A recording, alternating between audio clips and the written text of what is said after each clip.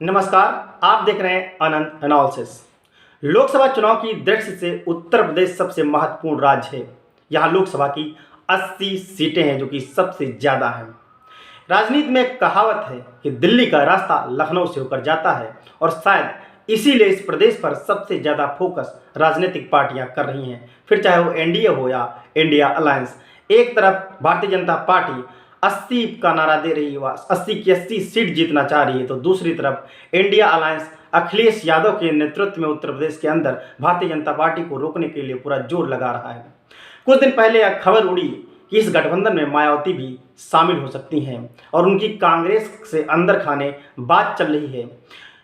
बताने वाले तो यहाँ तक बताने लगे कि मायावती को इंडिया अलायंस प्रधानमंत्री पद का उम्मीदवार भी घोषित कर सकता है और नरेंद्र मोदी के सामने एक चुनौती पेश कर सकता है। इस पर बसपा और कांग्रेस दोनों कुछ भी कहने से इनकार कर रहे थे, और लोग यह समझ रहे थे कि शायद यह गठबंधन हो जाएगा।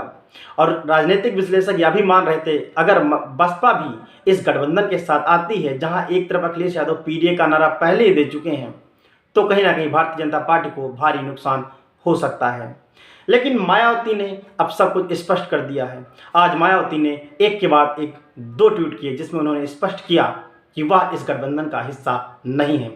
मायावती अपने पहले ट्वीट में लिखती हैं कि बीएसपी देश में लोकसभा का आम चुनाव अकेले अपने बलबूते पर पूरी तैयारी के साथ लड़ रही है। ऐसे में गठबंधन या तीसरा मोर्चा आदि की बातें अफवाह हैं। साथ ही उन्होंने मीडिया को भी टारगेट करते हुए कहा कि कृपया फेक न्यूज और सादपूर्ण खबरें न चलाइए, जिससे कि आपकी विश्वसनीयता ना खोए। उन्होंने उत्तर प्रदेश का जिक्र करते हुए कहा कि उत्तर प्रदेश में बसपा काफ़ी मजबूती के साथ अकेले चुनाव लड़ रही है, जिससे कि विरोधी काफ़ी बेचैन है, इसलिए इस तरह की खबरें प्रचारित कर रहे हैं। तो यानी जो गठबंधन की खबर थी या उम्मीद थी, वह पूरी तरह से खत्म हो गई। हालांकि बसपा इसके पहले भी इस बात की घोषणा कर चुकी है कि वह अकेले ही लड़ेगी, लेकिन जो कि पिछले कुछ दिनों से खबरें चल रही थी, तो यह भी कहा जा रहा था कि हो सकता है कि पहले बसपा उसकी रणनीति का हिस्सा हो कि वह चुनाव के अंत तक गठबंधन के साथ आए। लेकिन अब यह तय हो चुका है कि बसपा अकेले लड़ेगी। अब इस फैसले के बाद लोग फिर से यह कहना शुरू हो गए कि क्या बसपा भारतीय जनता पार्टी की बी टीम है। एक तरफ ऐसा कहने वाले लोग हैं, तो ये दूसरी तरफ बसपा को मानने वाले यह कह रहे हैं कि हमारा एक अलग विचारधारा है, जो न कांग्रेस से मेल खाती है और ना ही भारतीय जनता पार्टी से। फिलहाल अब उत्तर प्रदेश की राजनीति बड़ी ही इंटरेस्टिंग हो गई है। एक तरफ इंडिया अलायंस है, जो पीडीए के नारे के साथ है, अखिलेश यादव जिसको लीड कर रहे हैं उत्तर प्रदेश के अंदर। दूसरी तरफ नरेंद्र मोदी के नेतृत्व वाला, योगी के नेतृत्व वाला भारतीय जनता पार्टी और एनडीए है, तो एक और बसपा है।